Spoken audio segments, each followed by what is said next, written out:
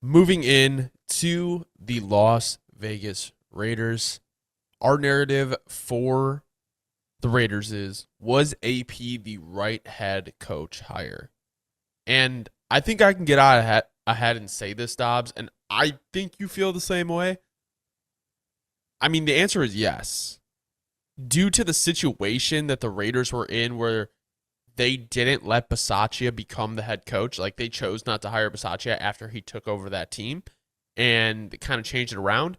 If they did the same thing to AP, I feel like there would have been a serious issue with the players, especially because they fired the GM, they fired the head coach, so it's kind of like, okay, so you made the wrong hires. We're telling you this is the guy, and you don't want to hire him, and it's kind of frustrating. And I guess here's what I'll say: this hire, regardless of what happens this year, good or bad, does not really hurt the future of the Raiders, right?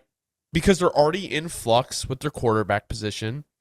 You have, a star in Max Crosby, but when you look at the receiver room, you have an aging star in Devontae Adams. You know that he's going to want to win. So if he's not there, if he's not like winning, you can trade him regardless if you get a ton for him. You're going to want to get something for him, right? And you have Aiden O'Connell, you have Gardner Minshew, but are you really sure that any of these guys are going to be your future? So you might be selecting a new. It's just my main point with the Raiders this year is they're so in flux that this season is really more about figuring out the direction of your franchise than anything, right? Like that's how I would look at it if I was a Raiders fan.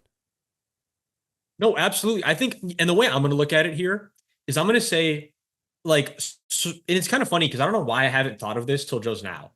But really, in a sense, you could say that the Broncos and the Raiders have a very similar situation going on, despite the fact that the Broncos do have, on paper, significantly less talent on the roster, right? But from the standpoint of very, very competitive division, you are very statistically likely not going to win the division. So let's start with that. So we already can scratch that off. We're moving to, okay, we're going to be a wild card team, best case scenario. And then best case scenario, we have to win 4 games in a loaded AFC.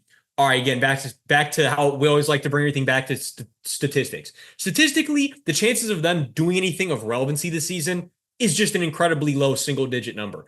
But kind of like the Broncos, same thing. It doesn't mean that that's the end for AP. This, I don't think it means, if anything, AP almost kind of gets a year to really, I don't want to say like having no pressure, but really, there really can't be that much pressure on AP this year because the reality is just, I think the only pressure is just to have that defense still firing on all cylinders. Because like we're saying here, Hunter, the offense just realistically is not going to be a world-beating offense. And even if it gets to being a midline type of offense this year, that to me is best case scenario. Like there's already reports coming out that both Aiden O'Connell and Gardner Minshew are both really struggling. And I if did they're see that. both those are your QB 1 and 2s, like that's already not a situation you want to be in. Well, and again, I know it's the running joke, but it's actually true at this point. Is we're basically on a crash course for a Devontae Adams crash out. Like Devontae Adams is going to demand his way out of there sooner than later.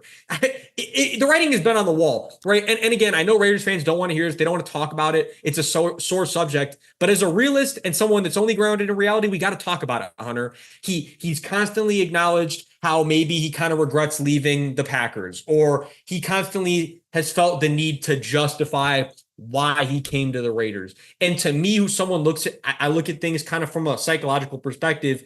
To me, that's verbalizing subconsciously that kind of deep down that you really didn't make the best move for winning, which Well, obviously is what Devontae cares about the most. We thought it was the money at first, but clearly with all the money he's getting in Vegas, you can see it on his face, you can see it in the interviews, he's not happy with the results. So he definitely wants to get back to winning, and that's something that's on the timeline here, Hunter. I think a big thing though, Dobbs, like kind of to go back at your point, is I also think the fact that they traded Derek or cut Derek Carr was one of the biggest. Like he wanted to go play with Derek Carr because that was his college teammate. And I don't think he was expecting them to move on so fast. And I think he felt that they had a better chance at winning with Derek Carr at quarterback.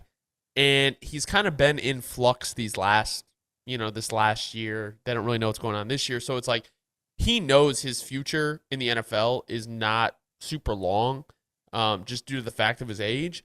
And he's at a franchise right now that really doesn't know what their future looks like. So he doesn't want to be in an area of uncertainty. Now, with that being said, I do think the Raiders are in an advantageous position in terms of the fact of you're not expected to win your division because it's super strong. You can get a last place schedule if you don't play that well this year.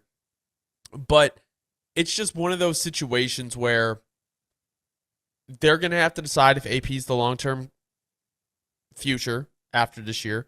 They're going to decide if they need to take a quarterback round 1 next year, which is, we're a long time away, but not a lot of people are fans of the quarterbacks in this draft.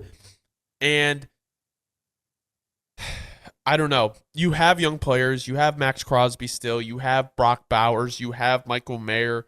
You have Jacoby Myers. You have Zamir White. You have Dylan Lobb. I don't know. The Raiders at the end of the day are just kind of like, we need to figure this year out because we need to figure out what we are this year and what is good to keep around, because beyond that, I don't see like the long-term play for this team. You know what I'm saying? Like I don't see the clear path where they make the playoffs and win a playoff game. No, I think, and just to kind of like round it out here, I think the last thing I would say is if we're talking about like what the plan is, realistically, the only thing I can see is look, you're going to be building around Christian Wilkins, Malcolm Kuntz, and Max Crosby. Well, especially if Malcolm Kuntz can make another big jump this year, I will say, something that a lot of maybe more casual, I hate using that word, but people that haven't kept up with the NFL as much this offseason or last season, the name Malcolm Kuntz to a lot of people right now, maybe they're like, I don't know, what is this guy talking about? No, if Malcolm Kuntz can make another jump this year, and forget even if he just plays how he played last year, the trio of Kuntz, Wilkins, and then Crosby, like that's a really ferocious unit. And again, if he makes that jump and becomes truly, because he's teetering between good and elite from last year. If he can just make that jump to being a full-blown elite edge, and then you have two edges that are elite with a really, really productive, just multi-use interior like Christian Wilkins, all right, I can see the vision down the road with that. But to your point, Hunter, on the immediate future, the Raiders are just realistically in for a decently uphill battle, unless miraculously Aiden O'Connell turns into an absolute diamond in the rough. But again, statistically speaking, it's not likely, and therefore we're much more likely for the uphill battle. Yeah. Yeah. So I think that's pretty much all we need to say about the Raiders. I know it's a hard team to talk about because it's like what are they trying to really accomplish this year, And I think it's kind of trying to figure out what those variables are and what like the clear path of the future is. So last thing before we move on, I couldn't do them like this. Last thing before we move on to Tyree Wilson also playing on the interior now as opposed to the on the exterior. If I'll add him to the mix, if he can somehow become the player that some people thought he could be on that interior, and all four of them are going crazy, okay, now you really start to see a vision down the road of young, disruptive guys on that D line, and you really do have a fair O line as well. So the trenches, you know what, Hunter, I can see it, but it still's an uphill battle nonetheless.